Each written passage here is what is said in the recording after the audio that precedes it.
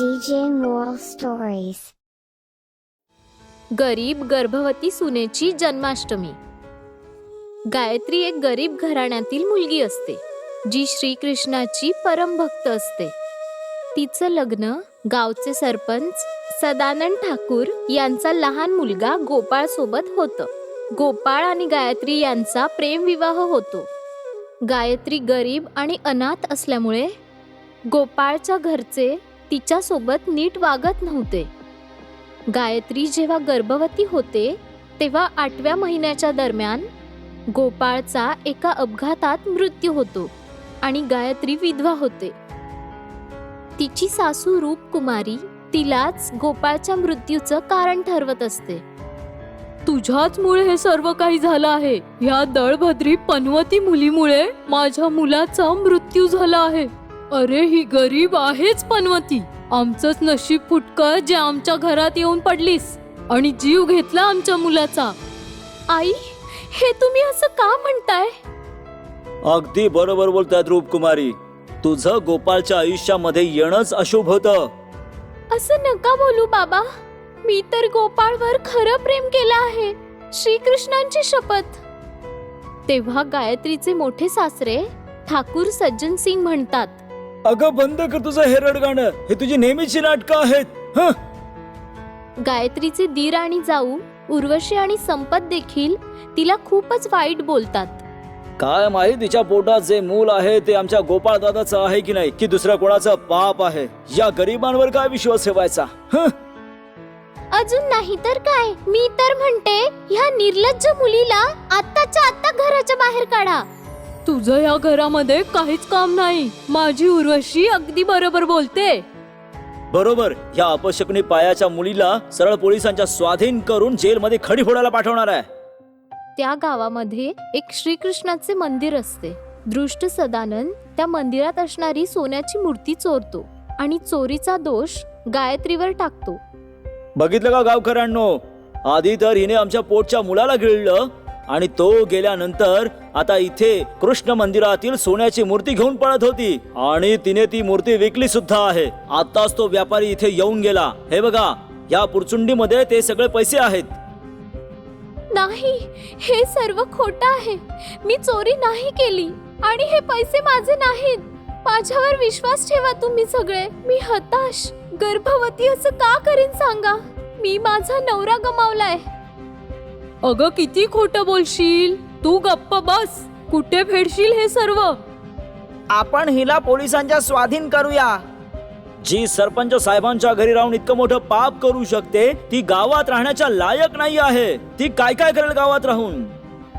गावातील सर्व आणि सदानंद मिळून बिचाऱ्या गरीब गर्भवती गायत्रीला जेलमध्ये पाठवतात.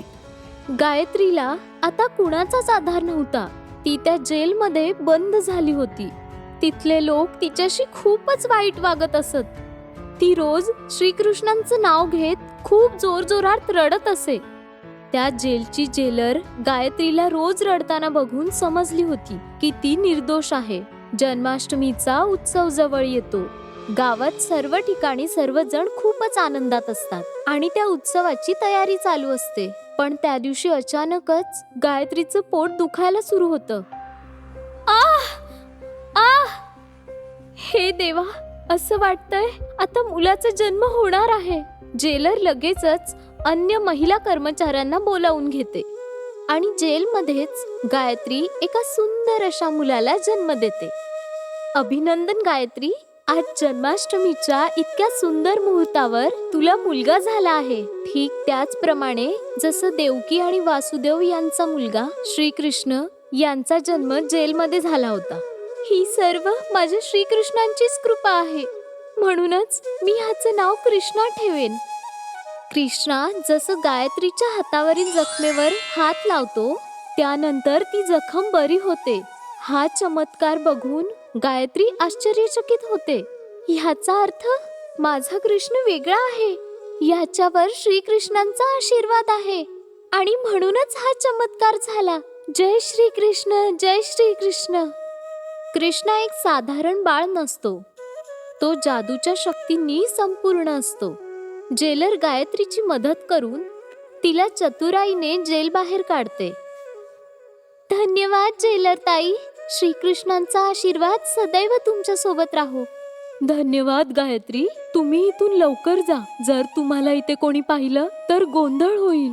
हे घे, कृष्णाला ह्या टोपलीत ठेव आणि जा. हो जेलर ताई.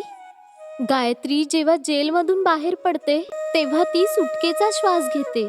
परंतु तिच्या आयुष्यातील संकट संपतच नव्हती. त्या रात्री मुसळधार पाऊस पडत होता आणि त्याच परिस्थितीमध्ये गायत्री आपल्या मुलाला घेऊन चालली होती. नदी पार करत असताना गायत्रीला जाणवतं की पाणी तिच्या कमरेच्या वर जात नव्हतं. जणू कोणती तरी शक्ती त्या टोपलीत असणाऱ्या कृष्णाचा बचाव करत होती. कृष्णाला वाचवण्यासाठी त्याच्याजवळ शेषनाग येतात आणि ते छत्री बनून त्याला त्या मुसळधार पावसापासून वाचवतात. जय श्री कृष्णा, जय श्री कृष्णा, जय श्री कृष्णा. मला माहित आहे श्रीकृष्णा, हे सर्व तुम्हीच करत आहात, कारण माझा कृष्णा दिव्य आहे. गायत्री त्या परिस्थितीतून वाचून दुसऱ्या गावात जाऊन एक नवीन आयुष्य सुरू करते. हळूहळू कृष्णा देखील मोठा व्हायला लागतो आणि त्याला श्रीकृष्णांसारखं लोणी खूपच आवडत असतं.